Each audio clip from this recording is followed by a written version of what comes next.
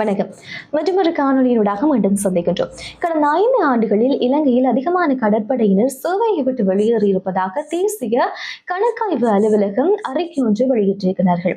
இந்த அறிக்கையில் வெளியான புள்ளி விவரங்களை அவதானிக்கின்ற நேரம் 167 கடற்படையினரும் 10,003 மாலுமிகளும் சேவையை விட்டு வெளியேற 2019 இருந்து 2023 வரையிலான ஆண்டுகளில் புதிதாக சேவைக்காக 537 கடற்படையினரும் 17,734 புதிய மாலுமிகளும் இணைக்கப்பட்டிருக்கிறார்கள். ஆனால் இந்த தொகை என்பது இருதரப்பில் இருந்து வெளியேறியவர்களுடைய எண்ணிக்கையோடு ஒப்பிடுகின்ற நேரம் குறைவாகத்தான் இருக்கின்றது. ஏனென்றால் ஓய்வு பெற்றவர்களுடைய எண்ணிக்கை என்பது 580ஆகவும் சேவையை விட்டு வெளியேறியவர்களுடைய எண்ணிக்கையும் 17,734ஆகவும் இருக்கின்றது. எனவே இந்த எண்ணிக்கையை எப்படியாவது குறைக்க வேண்டும், கட்டுப்படுத்த வேண்டும், இது எப்படியாவது தணிக்க வேண்டும் என்று சில நடவடிக்கைகள் எடுக்க வேண்டிய தேவை இருப்பதாகவும் சொல்லப்படுகின்றது. இலங்கையில் எதிர்வருகின்ற ஜனாதிபதி தேர்தலில் யாரு வெற்றி பெற போகிறார் என்ற எதிர்பார்ப்பு இலங்கை மக்களுக்கு எப்படி இருக்கிறதோ அதே போல உலக நாடுகளிலேயும் இந்த எதிர்பார்ப்பு இருப்பதாக சமீப நாட்களில் செய்திகள் மூலமாக நாங்கள் அறிந்திருந்தோம். ஆனால் இந்த வெளிநாடுகள் எப்படி எதிர்பார்க்கின்றது என்றால் இலங்கையில் ஒரு பலவீனமான அரசாங்கம் அமைய வேண்டும் என்று சில நாடுகள் எதிர்பார்ப்பதாக நாடாளுமன்ற உறுப்பினர் ராஜித சேனாரத்ன அவர்கள் சொல்லியிருக்கிறார். கொழும்பில் இடம்பெற்ற ஊடகவியலாளர் சந்திப்பின் போதே அவர் இந்த கருத்தை சொல்லியிருக்கிறார். இந்த கருத்தை அவதானிக்கின்ற நேரத்தில் அவர் சொல்லியிருக்கிற விடயம், சில பலம் வாய்ந்த நாடுகள் இலங்கையில் ஒரு பலவீனமான அரசாங்கம் உருவாக வேண்டும் என்று ஆசை கொள்வதாகவும், அப்படி உருவாகினால் மட்டும்தான் தேவையான விடயங்களை இலங்கையிலிருந்து பெற்றுக்கொள்ள முடியும் என்று அந்த நாடுகள் எண்ணுவதாகவும் அவர் சொல்லியிருக்கிறார்.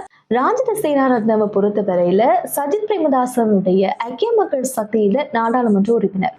அண்மைய காலங்களாக இவர் ரணில் பக்கம் தாவியிருந்தமை குறிப்பிடத்தக்கது.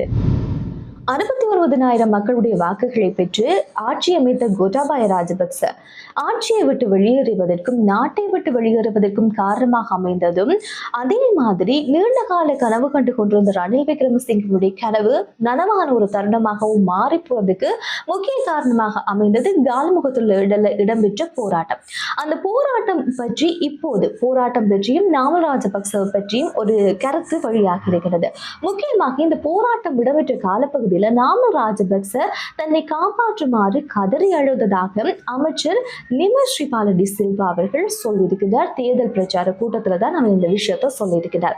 முக்கியமாக இந்த போராட்டம் இடம்பெற்றிருக்கின்ற தருணத்தில் அலரி மாளிகை பக்கமாக போராட்டக்காரர்கள் வர ஆரம்பிக்கின்ற நேரம் நாமல் ராஜபக்ச அவர்கள் உடனடியாக தன்னை காப்பாற்றுமாறு தொலைபேசியூடாக அழுது புலம்பியதாக அவர் ஒரு விடயத்தை சொல்லியிருக்கிறார். அதோடு நின்று விடாமல் அவர் இராணுவ தளபதிக்கும் அழைப்பு எடுத்து உடனடியாக தன்னை காப்பாற்றுமாறு நாமல் ராஜபக்ச சொன்னதாகவும், இதை எல்லாவற்றையும் மறந்துவிட்டு இப்போது மார்தட்டி கொண்டிருக்கின்றார் என்ற அளவுக்கு அவர் கருத்துக்களை சொல்லியிருக்கிறார். ஒரு நெருக்கடியான தருணத்துல நாட்டை மீட்டெடுத்த ரணில் விக்ரமசிங்கவுக்கு ஜனாதிபதிக்கு நன்றி சொல்வதாகவும் இந்த பிரச்சார கூட்டத்தின் போது அவர் சொல்லியிருக்கின்றார்.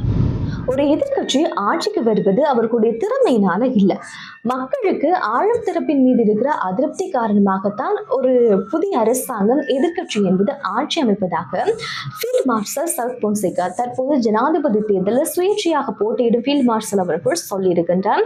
புத்தளத்துல தனக்கான வாக்கு சேகரிப்பு பணியில் ஈடுபட்டிருக்கின்ற நேரத்திலே அவர் இந்த விஷயத்தை சொல்லியிருக்கிறார். ஒரு நாளைக்கு 2,000-3,000 ரூபாயை வைத்துக் கொண்டு பொருளாதாரத்தை சரி செய்ய முடியாது. இப்போது இருக்கிற சூழ்நிலைக்கு நாட்டுக்கு ஒரு நாளைக்கு 6 லட்சத்திலிருந்து 7 லட்சம் ரூபாய் தேவைப்படுகிறது. எனவே அந்த பணத்தை கொண்டு வருவதற்கான சரியான திட்டங்கள் தேவைப்படுது அப்படின்ற விடயத்தையும் சொல்லி, கடந்த ஒவ்வொரு ஆண்டுலையும் 5 ஆண்டுகளுக்கும் ஆட்சி மூலமாக இலங்கை மக்கள் இன்னும் மோசமான பொருளாதார சிக்கலை சந்திப்பதாகவும், ஒவ்வொரு 5 ஆண்டுக்கும் அந்த பொருளாதார நெருக்கடி அதிகரித்துக் கொண்டிருப்பதாகவும், அதை நிவர்த்தி செய்வதற்கான தீர்வுகளையோ அல்லாவிட்டால் அது சார்ந்த அர்ப்பணிப்பையோ யாரும் செய்யவில்லை என்பதை சுட்டிக்காட்டியதோடு மற்றொரு விடயமாக அவர் சொல்லியிருக்கிறார். எனவே இது எல்லாவற்றையும் கருத்தில் கொண்டு நாட்டு மக்கள் புத்திசாலித்தனமாக இந்த ஜனாதிபதி தேர்தலில் செயற்பட வேண்டும் என்று ஒரு கோரிக்கையை முன்வைத்திருக்கிறார். இலங்கை தாய்மார்களுக்கு சமீப காலங்களாக கருச்சிதைவு அதிகரித்துக் கொண்டிருப்பதாக வைத்திய நிபுணர் ஜி சமல் சஞ்சீவ் அவர்கள் சொல்லியிருக்கிறார். முக்கியமாக குடும்ப சுகாதார பணியகத்தில் வெளியிட்ட அறிக்கையை மேற்கோள் காட்டி அவர் இந்த விடயத்தை சொல்லியிருக்கிறார். பொதுவாக இந்த பிரச்சனை ஏற்பட்டதுக்கான சில காரணங்களை கொடுத்திருக்கிறார். அதுல முக்கியமாக சரியான ஊட்டச்சத்து என்பது இல்லாததாகவும், கர்ப்பிணி பெண்களுக்கு சரியான அளவுக்கு தேவையான அளவுக்கு அந்த தாய்மார்களுக்கு இரும்பு சத்து மற்றும் நுண்ணூட்ட சத்துக்கள் என்பது குறைவாக அதிகமாக காணப்படுவதனால கருச்சிதைவுகள் என்பது அதிகரித்துக் கொண்டிருப்பதாக அவர் சொல்லியிருக்கிறார். தற்போது நாட்டில் இருக்கின்ற பிறக்கின்ற குழந்தைகளுடைய எடையும் அவர்களுடைய அளவுகளும் குறைந்து கொண்டு போயிருப்பதாகவும், பெரும்பாலும் இந்த பிரச்சனையை சந்திப்பது கிராம மட்டத்தில் இருக்கிற தாய்மார்கள் என்பதையும் அவர் சுட்டிக்காட்டி, அதே நேரத்தில் எனவே இதை கட்டுப்பாட்டுக்குள்ள கொண்டு வர வேண்டும் என்பதற்காக இது சம்பந்தமான விடயத்தில் கண்டிப்பாக கிராம மட்டத்தில் இருக்கிற தாய் மற்றும் சேயுடைய நலனை கருத்தில் கொண்டு செயற்பட வேண்டிய தேவை இருப்பதாகவும் அவர் ஒரு வலியுறுத்தலையும் சொல்லியிருக்கின்றார். அண்மைய நாட்களில் மற்றும் ஒரு செய்தி வெளியாகியிருந்தது, இலங்கையின் பிறப்பு வீதம் என்பது சமீப காலங்களாக குறைவடைந்து கொண்டே இருக்கிறது என்று.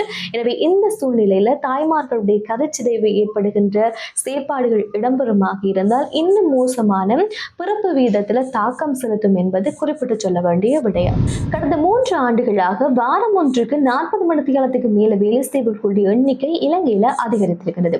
இந்த விஷயத்தை பேராதனை பல்கலைக்கழகத்துடைய பொருளாதார மற்றும் புள்ளி விவர நிபுணராக இருக்கின்ற பேராசிரியர் வசந்த அத்துக்கோரலா அவர்கள் தெரிவித்திருக்கிறார். இந்த புள்ளி விவரங்களை அவதானிக்கின்ற நேரத்தில் நாட்டில் தொழிலாளர்கள் சுமார் 79,99,933 பேர் 40 மணித்தியாலத்துக்கு மேலாக வேலை செய்து வருவதாக இந்த புள்ளி விவரங்கள் மூலமாக அறிய முடிகிறது. அதே நேரம் வாரம் ஒன்றுக்கு 40 மணித்தியாலத்துக்கு மேல வேலை செய்வர்களுடைய எண்ணிக்கை 2022ஆம் ஆண்டுக்கு பிறகு 56.2% இருந்து 17% அதிகரித்து தற்போதைய எண்ணிக்கை என்பது 67.8% இருப்பதாகவும் அவர் சுட்டிக்காட்டியிருக்கிறார். மேலும் பொருளாதார பணவீக்கம் காரணமாக வாரத்தில் வேலை நேரம் என்பது 40 மணித்தியாலத்துக்கு மேலாக அதிகரித்ததற்கான காரணமாகவும் அவர் சொல்லியிருக்கிறார்.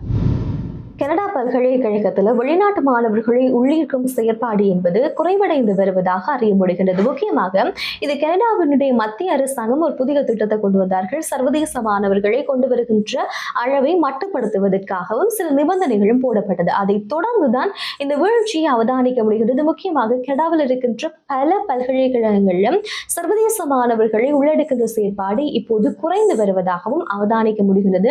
சென்ற ஆண்டோடு ஒப்பிட்டுத்தான் இந்த புள்ளி விவரங்கள் தற்போது வெளியாகின்றது. இதுக்கு முக்கியமான காரணம் என்னவென்றால், வெளிநாட்டு மாணவர்கள் தொடர்ச்சியாக அதிகளவு எண்ணிக்கையில நாட்டுக்குள்ள கொண்டு வந்ததன் காரணமாக வீட்டு வசதி, சுகாதார வசதி, பொருளாதார சிக்கல் என்பது கனடா சமீப நாட்களாக எதிர்நோக்கி வந்திருந்தது. சர்வதேச மாணவர்களை கொண்டு வந்ததும் சரி, விசிட் விசா மூலமாக நபர்களை கொண்டு வந்து அவர்களுக்கு வேலை விசா வழங்கியது மிகப்பெரிய சிக்கலாக மாற்றமடைந்தது. கனடாவில் அதிகளவான எண்ணிக்கையிலான மக்கள் கனடாவுக்கு புலம்பெயர ஆரம்பித்தார்கள். எனவே இந்த தொகையை கட்டுப்படுத்துவதற்காக சில மட்டுப்பாடுகளை கனடா கொண்டு வந்தது. எனவே கனடா அரசாங்கம் கொண்டு வந்த இந்த தீர்மானத்துக்கு பிற்பாடு பல பல்கலைக்கழகத்தில வெளிநாட்டவர்களை உள்ளடக்கக்கூடிய செயற்பாடுகள் இப்போது குறைந்து வருவதாகவும் அவதானிக்க முடிகிறது. சென்ற ஆண்டுகளோடு ஒப்பிடுகின்ற தருணத்தில் இந்த எண்ணிக்கை 35% வீழ்ச்சி அடையும் என்று ஒரு யூகமும் சொல்லப்படுகிறது. பூமியினுடைய வெளிப்புற மைய பகுதியில் ஒரு டோனட் வடிவிலான புதிய பகுதி ஒன்று கண்டுபிடிக்கப்பட்டிருக்கிறது. இதை ஆஸ்திரேலியாவுடைய தேசிய பல்கலைக்கழகம் ஒரு ஆய்வு மேற்கொண்டிருந்தார்கள். அந்த ஆய்வில் இப்படி ஒரு பகுதி இருப்பதை அவர்கள் கண்டுபிடிச்சிருக்கிறாங்க.